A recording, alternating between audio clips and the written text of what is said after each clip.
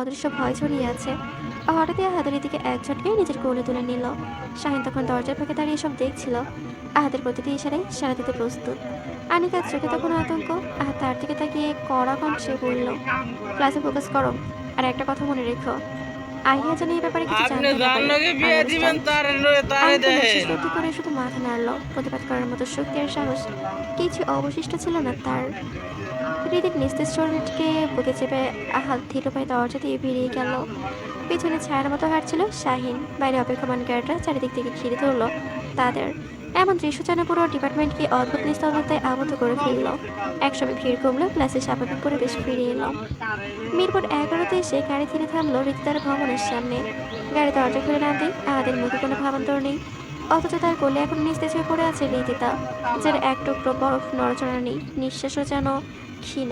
চারপাশের বাতাসে অদ্ভুত ভারী চাপা উত্তেজনা। আহাত কোনো দিতে চারে আবার তাকে বুকে জড়িয়ে নিল। পদক্ষেপ ভারী, চোখে তীক্ষ্ণ দৃঢ়তা, যেন পুরো পৃথিবী থেমে আছে। কেবল সেই চলছে নিচের নিয়মে। শাহিন আর নাদিম শাওনকে একে অপরের পেছনে পেছনে এগিয়ে চলল, কিন্তু তাদের চোখে মুখে স্পষ্ট ভয়। লিফটের ভেতরে ঢুকতে নিরাপত্তা ভেঙে শাহিন কাঁপা কণ্ঠে বলল, ভাই, উনি তো এখনো জ্ঞান ফিরে নাই। আর ধীর নিঃশ্বাস ফেলে এক মুহূর্তের জন্য তার দিকে তাকালো। চোখে শীতলতা, ঠোঁটে কঠোরতা। 36 ঘন্টা আমি হয়রান করেছি এই বজ্জাত বেটি। তার বিনিময়ে একটা থাপ্পড় দিয়েছি, তাতে যদি বেহুশ হয়ে যায় সেটা কি আমার দোষ? কথাটা শুনে শাহিন নাদিম আর শাওন বিস্মিত হয়ে একে অপরের মুখের দিকে তাকালো। মনে হলো যেন কারো বুকের ভেতরে হিমশীতল বাতাস বয়ে গেল। শাওন একটু হেসে আবার ভয় সামনে ঠাট্টা করার ভঙ্গিতে বলল, ভাই, উনি যে এখনো বেঁচে আছেন সেটাই তো আল্লাহর রহমত। কথা শেষ হতে আহাদের চোখে জ্বলে উঠল। তার রাগান্বিত দৃষ্টি যেন ছুরির মতো বেঁধল শাওনের দিকে। কি বলতে চাইছিস তুই? আমি যে অন্য কোনো পদক্ষেপ নিইনি, ওটাই ওর চরম সৌভাগ্য। রাতে নিঃশব্দে মাথা নিচু করে ফেলল। ঠোঁটের ফাঁকে অস্পষ্ট স্বরে বিড়বিড় করে বলল, আল্লাহ মাফ করুক, উনি আত্মার মাগফিরাত কামনা করছি। শাওন তৎক্ষণাৎ তার কানের কাছে ঝুঁকে ফিসফিস করে বলল, চুপ কর, ভাই যদি শুনে ফেলে তাহলে তোর আত্মার মাগফিরাত কামনা করতে হবে। নাদিম শিউরে উঠল, আর একটা শব্দ উচ্চারণ করলো না। কয়েকবার কলিং বেল চাপ দিয়ে ভেতর থেকে দরজা খুলে দিল ঈশানী। দরজার ফাঁক বলে দৃশ্যটা দেখে সে ভরকে গেল। আহাতের কোনো নিস্তেজ রীতিতা। রীতি, কি হয়েছে ওর? এই রীতি, কণ্ঠ কেঁপে উঠল ঈশানীর। চোখ বড় বড় হয়ে গেল আতঙ্কে। কিন্তু আহাত যেন কিছুই শুনল না। কোনো কথা না বলে সরাসরি ভেতরে ঢুকে গেল। চারপাশে কারো উপস্থিত তোয়াক্কা না করে সোজা ড্রয়িং রুমে গিয়ে রীতিতাকে আস্তে করে কাউচে শুয়ে দিল। এক মুহূর্ত নিঃশব্দে তাকিয়ে থাকলো ওর দিকে, অতপর হাতের উল্টো পাশ দিয়ে নিজের নাকটা হালকা করে ঘষে নিল, যেন এই মুহূর্তের অস্বস্তি কিংবা অদৃশ্য রাগকে সামনে নিতে তার এই সামান্য ভঙ্গিমাই যথেষ্ট। ঈশানী হতভম্ব হয়ে রীতি তার নিস্তেজ শরীরের পাশে বসে পড়ল। হাত কাঁপছিল, তার কণ্ঠ ভারী হয়ে বের হলো, কি হয়েছে রীতির? কি করেছেন ওর সাথে? আহাদ ফ্রু কুচকে তাকালো, চোখে শীতল দৃষ্টি, কর্কশ কণ্ঠে উত্তর দিল, কি হয়েছে সেটা না হয়ে আপনার বোনের জ্ঞান ফিরলে জিজ্ঞেস করেন। কথাগুলো এমন একরাশ গা শিউরে ওঠা শীতলতা ছিল যেন প্রতিটি শব্দ হিম শীতল ছুরির মতো বুকে বিচ্ছে। রীতি তারা মাথার কাছে বসে ধীরে ধীরে কপালে হাত বোলাতে লাগলো। তার কণ্ঠে হালকা রাগ, কিন্তু সেটা যেন দুশ্চিন্তার আড়ালে লুকানো। কতবার বলেছি খেয়ে যা, খেয়ে যা, তা খাবে না, না খেয়ে বের হবে, আর যেখানে সেখানে অজ্ঞান হয়ে পড়ে থাকবে। কোনো কথা শোনে না আমার। ঈশ্বরের কথায় আহাদের প্রথম একটা কুচকে গেল, তার চোটে হালকা টান। চোখ থেমে গেল রিক্তার শান্ত কোমল মুখের ওপর। নিস্তেজ দেহের মাঝে যেন লুকিয়ে আছে এক অদ্ভুত শক্তি, এক অদৃশ্য চ্যালেঞ্জ, যেটা আহাতকে টেনে রাখে আবার দূরেও ছেড়ে দেয়। কিছুক্ষণ নীরবে তাকিয়ে থাকার পর সে গভীর গলায় বলল, আমি আসছি, সামনে রাখবেন আপনার বোনকে আমার আমানত হিসেবে। এটুকু বলে দরজার দিকে এগিয়ে গেল, কিন্তু হঠাৎ থেমে আবার ঘুরে তাকালো। দৃষ্টি বা সরাসরি ঈশানের চোখে গেঁথে দিল। ঠোঁটে একরাশ শীতল ব্যঙ্গ নিয়ে বলল, আর হ্যাঁ, এরপর যদি খেতে না চাই আমাকে ইনফর্ম করবেন, আমি এসে থাপড়ে খাবার খেয়ে দিয়ে যাবো। মুহূর্তেই বিরক্তি জমে উঠল ঈশানের চোখে। আমাদের ভাব ভাব, তার চালচলন সবকিছু সে এক ধরনের দম বন্ধ করা মাফিয়া শুনে উল্টোতা খুঁজে পেল, যেন সে মানুষ নয়, কোনো নির্মম শাসক। কিন্তু তবু মুখ খুলে আর কিছু বললো না। আর ছোট করে হালকা অদ্ভুত এক হাসি ছুঁড়ে আবার দরজার দিকে ফিরল। সে হাসি যেন মমতার নয়, ব্যঙ্গেরও নয়, একটা ভয়ঙ্কর নিশ্চয়তা, যে কারো অজান্তে শির দ্বারা কাঁপিয়ে দেয়। অতপর এক লম্বা পদক্ষেপে বেরিয়ে গেল বাসা থেকে। সন্ধ্যার নরম আলোটা পর্দার ফাঁক গলে ঘরে ঢুকছে।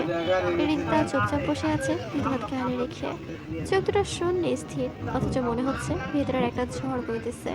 3 ঘন্টা আগে জ্ঞান ফিরেছে তার, কিন্তু আজকের ঘটনাগুলো কখনো তার কাছে দুঃস্বপ্নের মতো, বুকের ভেতর ধড়ফড় করছে, হাতে তালু ঘামে ভিজে আছে। সে এখনো বিশ্বাস করতে পারছে না আজ যা কিছু ঘটেছে তার সবটাই সত্যি। ঠিক তখনই পাশে এসে বসলো ঈশানী, চোখে মুখে চিন্তার ছাপ, গলায় বিরক্তির আভা। রীতি, সত্যি করে বলতো, এই আহাদ জামিনের সাথে তোর কি সম্পর্ক? এই রীতিটা আঁকড়ে উঠে বলল, আজব, ওর সাথে আবার আমার কিসের সম্পর্ক হবে? তুমি কখনো কিছু শুনেছো? ঈশানী নিঃশ্বাস ফেলে তাকালো তার দিকে, একরাশ বিরক্ত না নিয়ে টিপ বলল, বেশি লাগে না, শুনেছি একটা কিনা টিপ সেটা হইলে বাদ দে। যথেষ্ট। ওই দিন তোকে খুঁজতে এসেছিলাম, আমি বলতে ভুলে গেছি। এখন বলে যদি তুই কিছুই না করিস, তাহলে তোকে খুঁজবে কেন? এইসব রাজনীতির লোকজন মোটেও ভালো না রীতি, খুব সাবধান, দূরে থাকিস এসবের থেকে। আর আমাদের আপু যদি এসব শোনে, তুই জানিস তো উনি রাজনীতি কতটা ওই ঘৃণা করেন। যে তোর কি হবে তখন? দিনে খেলাধুলা এই আছে রীতিটা আর নিজের দিন দিকে হইলো তাকিয়ে বিড়বিড় করলো, অনুষ্ঠান আপু, আছে। তুমি ভুল বুঝছো, আমি কিছুই করিনি। ঈশানী আবার কিছু বলতে যাচ্ছিল, ঠিক তখনই ধরে ঢুকলো সুমন, ঈশানীর স্বামী, পেশায় একজন গ্রেড অফিসার। নিজের ক্লান্তি মুখে নিয়ে এসেছে, কিন্তু চোখে মুখে খুনসুটির হাসি। কি ছোট গিন্নি, বলে মজা করে তাকালো রীতির দিকে। শুনলাম আজকে নাকি তুমি অজ্ঞান হয়ে গেছো, তো কার কোলে কি ঢলে পড়লে শুনি? সুমন আসলে কিছু জানে না, শুধু মস্করা ছেলে কথাটা বললো, কিন্তু ঈশানী খেপে উঠলো। ভালোই হয়েছে, ওর সাথে এমনই হওয়া উচিত। কথা শেষ করে দরজা ধাক্কা মেরে কটকট করে বেরিয়ে গেল। সুমন এক পাশে এসে দাঁড়ালো, তারপর ফিসফিস করে বলল, তোমার বউর দুই তো তিন মনে হচ্ছে বছর আগে টেম্পারেচার আমার 102-এ বউ উঠে গাড়ি গেছে। আসছিল, আমি আসলে ঘটনা কি, হ্যাঁ? আব্বাই চালাই। রীতিতার ছোট উঁচু করে বলল, খালি আমি কি জানি। সুমনের যা বেশি দিল না, টিপ লাগে হালকা না, এসে ঘর একটা থেকে টিপ বেরিয়ে গেল। হইলেই ঘর আবার নীরব হয়ে এলো। 1000 আবার এমন সময় হঠাৎ রীতিতার ফোনটা টুন করে বাজলো। রীতির বুক ধড়ফড় করে উঠলো, কাপা হাতে ফোনটা হাতে নিল, স্ক্রিনে ভেসে উঠলো একটাই মানে লাইন, খাবার বাজার এরপর থেকে ঠিক মতো না খেলে থাপড়ায় চেহারা নকশা পাল্টাই দিব। বাচ্চাটা পড়তে না পড়তে একা শিউরে উঠলো, হাত থেকে ফোনটা বিছানায় ছুড়ে ফেললো। ঠোঁট শুকিয়ে এলো, মুখ ধুকপুক করছে। এই যেন সেই কণ্ঠের প্রতিধ্বনি আহাতরা জামিয়ে। রীতির হাত কাঁপছে থরথর করে, মনে হচ্ছে আবারও অজ্ঞান হয়ে যাবে। কিন্তু না, সে নিজেকে সামনে নিয়ে এক অদ্ভুত ভঙ্গিতে জেগে উঠলো, বুবু, আমার খিদে পেয়েছে, কি খাবো? সূর্য তখন পশ্চিম আকাশে ঢেলে পড়েছে, কারণ নীল আকাশের আলো ভালো রং ধরে আপনার বেশ সুন্দর প্যাসেঞ্জার হয়ে এসে আসছে। বেরিয়েছিলেন, এমন সময় যেন আপনি সবাই এদিকে হলো আর দেখে দুটো এদিকে নিয়ে এসেছেন। চোখ দুটো লাল, মুখে বিরক্তির ছাপ। প্রথমে চারপাশে একবার চোখ খুলে নেন, আর বিছানার উপর দুটো ছড়ানো আহাদের এদিকে পোশাক, নিয়ে আলমারির এসে দরজা খোলা। গেছে। তবে আর আহাদকে দেখতে পেলেন না দেখে কোথাও, তিনি দুবার ডাক দিলেন, তারপরে আহাদ, আহাদ। তখনই অষ্টমী দরজাটা অল্পভাগ হলো, ভেতর থেকে ভিজে হাত উঁচু করে জবাব দিল আহাদ রাজা, চাচু এখানে। আশপাক মেরে দৃষ্টি পড়ে গেল সেদিকে, রুকুচকে বললেন, এখনো শাওয়ার নিচ্ছিস? ফার্স্ট আই, জরুরি কথা আছে। ভেতর থেকে দুষ্টুমিনিতে ধোয়া আঙুলে তুলে ইশারা করলো আহাদ রাজা, জাস্ট 2 মিনিট। আশপাক মেয়ের হালকা বিরক্ত হলো আহাদের গা ছাড়া ভাব দেখে, গভীর মুখে সোফায় বসলেন। তার ডান পা অনবরত নাড়ছিলেন, কপালে শিরা চওড়া হয়ে উঠেছিল। 2 মিনিট শেষে অষ্টমী দরজা ঠেলে বেরিয়ে এলো আহাদ রাজা, কোমরে সাদা তোয়ালে জড়ানো, ভেজা চুল থেকে সরে নিয়ে টপ টপ করে পানি গড়িয়ে পড়ছে। এক হাতে আরেকটা তোয়ালে দিয়ে মাথা মুছতে মুছতে এসে দাঁড়ালো চাচার সামনে। শরীরটা উজ্জ্বলালে চকচক করছে, মুখে নির্লিপ্ত ভাব। বলো, কি এত ইমার্জেন্সি? খবর শুনছিস? স্বামী পদ্মাটার সাথে টেকা নিচ্ছে, যে কথা দিয়েছিল এখন মরে গেছে। আহাদের মুখ শক্ত হয়ে গেল, গাঢ় বাদামি চোখ লাল হয়ে উঠলো মুহূর্তেই। সে দাঁত কিরমির করে তাকালো চাচার দিকে। এই কথা আমি বলছি কেন? কথার বরখিলাপি করলে কি করতে হবে সেদিকে তোমাকে নতুন করে ট্রেনিং দিতে হবে? আশপাক মিনিটে দাঁড়িয়ে জবাব দিলেন, কোনো কথা তো শুনেছি না এখনো। হাত কটমটি করে তাকালো, আর কি শুনবো? লোক পাঠিয়ে তুলে এনেছে পোদ্দারকে, ডেমো ঘরে আছে, এখন শুধু তোর ডেমো দেখানো বাকি। এবার আহাদের ছুটে হালকা পাকা মুচকি হাসি খেলে গেল। সে ধীরে ধীরে ঘুরে দাঁড়িয়ে আয়নায় নিজের প্রতিবিম্ব দেখতে লাগলো। ছোট এক অদ্ভুত ছিলি, তুমি যাও, ট্রেলার দেখাও, আমি আসতেছি।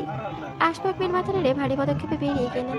প্রথম দরজা বেরোতেই সামনে থেকে আসতে থাকা একটা মেয়ের সাথে প্রায় ধাক্কা খেয়ে গেল, তবে মুখোমুখি সংঘর্ষ হওয়া থেকে নিজেকে বাঁচালেন। মেয়েটা একেবারে অজানা, দেখতে ভীষণ মিষ্টি, বয়স 19-20-এর বেশি হবে না, মেরুন রঙের চুড়িদার পরা, মুখ ধরা এক রাশ মাধুর্য। তবে আচমকা তাকে দেখে ভোরকে থেমে গেল, কাদের ব্যাগটা শক্ত করে চেপে ধরলো 2 হাতে। আশপাক মেয়ের কর্কশ শুনে জিজ্ঞেস করলেন, এই মেয়ে, কে তুমি? বাসার ভেতরে ঢুকলে কি করে? মেয়েটা হকচকিয়ে গেল, নার্ভাস হয়ে নরম কণ্ঠে উত্তর দিল, জি, আমি রিদিতা, আহিয়ার ফ্রেন্ড। আশপাক মেয়ে এক দৃষ্টিতে মেয়েটার দিকে তাকালেন, একটু বড় করে নিলেন চোখগুলি, অথবা ভ্রুকুচকে গম্ভীর সুরে বললেন, আগে তো দেখিনি কখনো। আচ্ছা যাই হোক, তুমি যেতে পারো। বলেই তিনি সোজা নিজের গন্তব্যের দিকে হাঁটলেন। রীতি তার পেছনে তাকে অবাক হয়ে ফিসফিস করলো, কি অদ্ভুত আচরণ। তারপরে মাথা নেড়ে ধীরে ধীরে ভেতরে ঢুকলো। দরজা বেরিয়ে বুক ধরপড় করতে করতে সিঁড়ির দিকে পা বাড়ালো।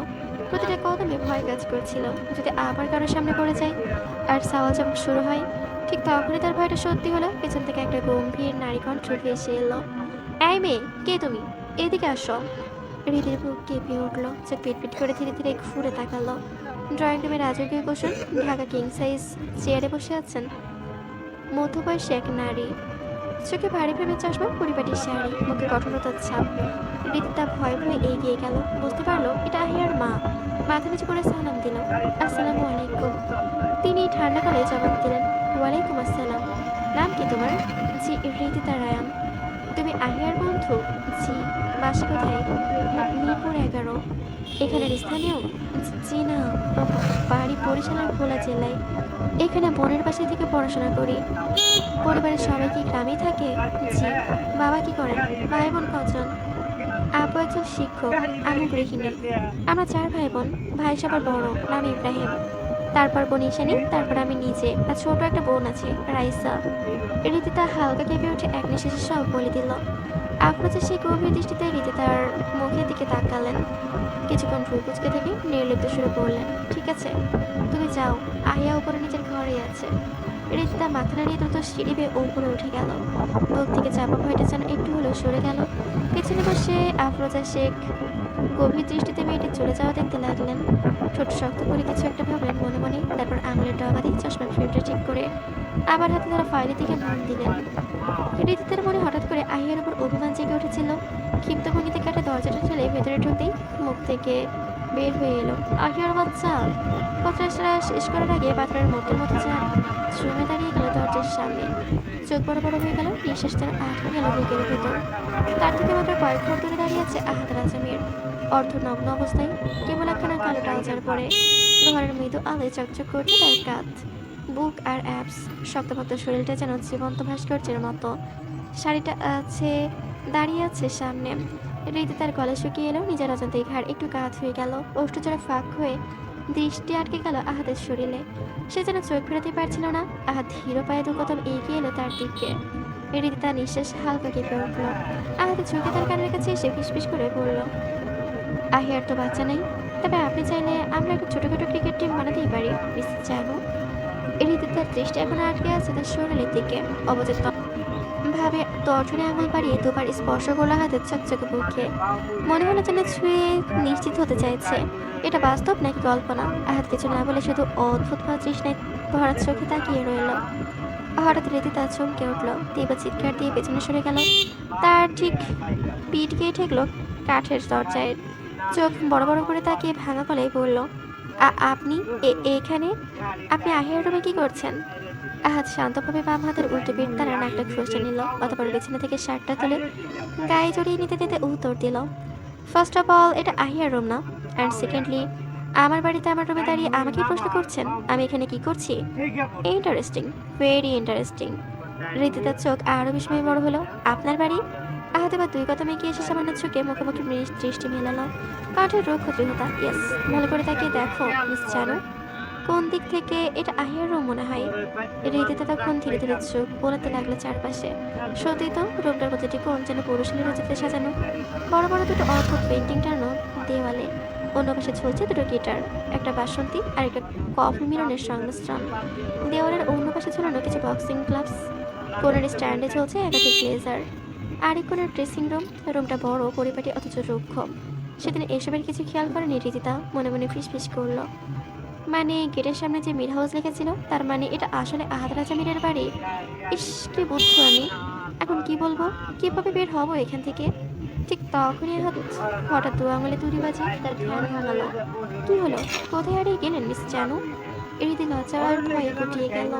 কণ্ঠ কাজুমাজু অপরাধী ভঙ্গিতে বলল, আসলে আমি জানতাম না, আহিয়ার রুম ভেবে ভুল করে চলে এসেছি। আমি যাচ্ছি। সে দ্রুত করে দরজা থেকে পা বাড়াতে পেছন থেকে বজ্রকণ্ঠে ভেসে এলো আহাদের ডাক, স্টপ। পায়ের তলাকে পড়লো রীতির। ধীরে ধীরে ঘুরে তাকালো। আহাদের পরে দৃষ্টি সরাসরি তীরের মতো বিদ্ধ হলো তার চোখে। আহাদ দু আঙুলের ইশারায় কাছে ডাকলো। হৃদিত থমকে দাঁড়িয়ে রইল কিছুক্ষণ, অতপর কাঁপতে কাঁপতে তার দিকে এগিয়ে এলো। আহাতের সামনে এসে মাথা নিচু করে গুটিসুটি হয়ে দাঁড়ালো। আহাত গম্ভীর গলায় বলল, আমার কাছে ভুলের কোনো ক্ষমা নেই। ভুল যখন করেছিস এর শাস্তিটাও নিয়ে যা, জানো। হৃদিত তার পায়ে রেখে মাথা নিচু করে